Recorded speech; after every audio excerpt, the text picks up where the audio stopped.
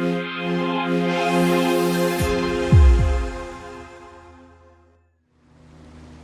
me to the Chaos Realms, or suffer his fate. The 8th and final faction for the launch of Total War Warhammer 3 has been revealed as the Demons of Chaos. Not a particular Chaos god, but just all of Chaos, with demons. And we got to go hands-on with this race for the game's opening 50 turns. So, what awaits you in this new game release, this trilogy finishing entry, and this newly announced race? So what are the Demons of Chaos? Well, they are the ideal faction for fence-sitters and people that just want to have it all. Led by the God-Slayer that kicks this game's narrative into motion, this faction is Chaos Undivided. And that means that they are able to draw upon all of the units of all of the Chaos gods as those gods are trying to court his favour. So that means that you get to draw from Nurgle, Khorne, Tzeentch and Slaanesh and just have all of those forces thrown into the melting pot of your armies. As you battle and capture settlements to grow your sphere of influence, you will be earning demonic glory that can then be attributed to both Chaos as a whole and a specific god. Settlements have to be dedicated to a specific god, which then determines what buildings they can construct, and in turn, the military units that you can then more easily recruit. One of the key parts of the Demons of Chaos faction, though, is the Demon Prince himself, the God Slayer. Once a human, he now comes with big leathery wings, big horns, and has sprouted a big tail. He's been transformed into a demon. What else are you going to expect? But as you curry favour with the various Chaos gods, and as they want to try and capture your loyalty, they will bestow upon you their gifts, and you can use these to fully customise your protagonist. It's basically a create a demon mode. There's apparently 500 billion body part combinations according to Creative Assembly, but the key thing here is that you'll be unlocking more powerful stuff that buffs and enhances your prints, and you can combine them in ways that adheres to your particular playstyle. If you really want to be this really gross and smelly melee tank, then you can combine Nurgle and Khorne body parts, have a gross tail and really hench arms or something.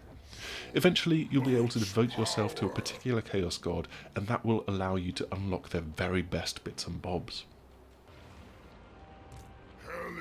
Even though you are drawing your power from Chaos, the Demon Prince's ultimate goal is self-fulfillment. I mean, who doesn't want to feel good about themselves and rule the world and stuff? This taps into the overarching story, with the various factions racing to steal or save the power of a dying god.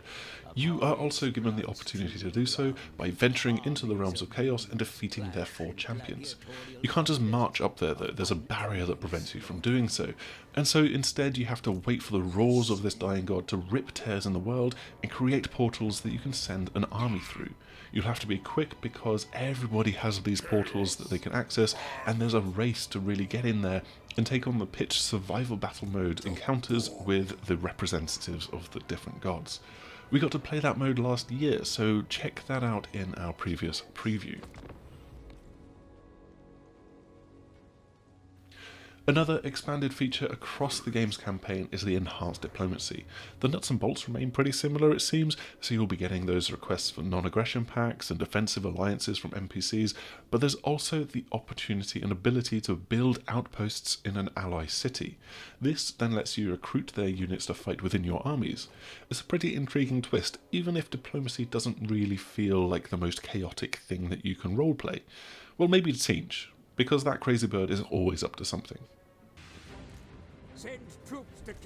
Multiplayer is also set to be better than ever in Total War Warhammer 3 thanks to 2 new modes.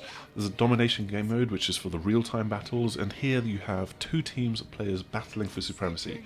But there's a much more impactful change that will be felt for the campaign multiplayer fans out there. For one thing, there's now support for up to 8 players, and you've also got the ability to take turns simultaneously.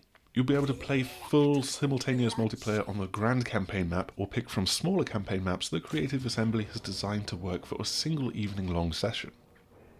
That's all that we've got for this quick look at the Demons of Chaos and the campaign as a whole, but make sure to check out our look at the campaign for Grand Cathay as well, and also head over to thesixthaxis.com for our full written previews.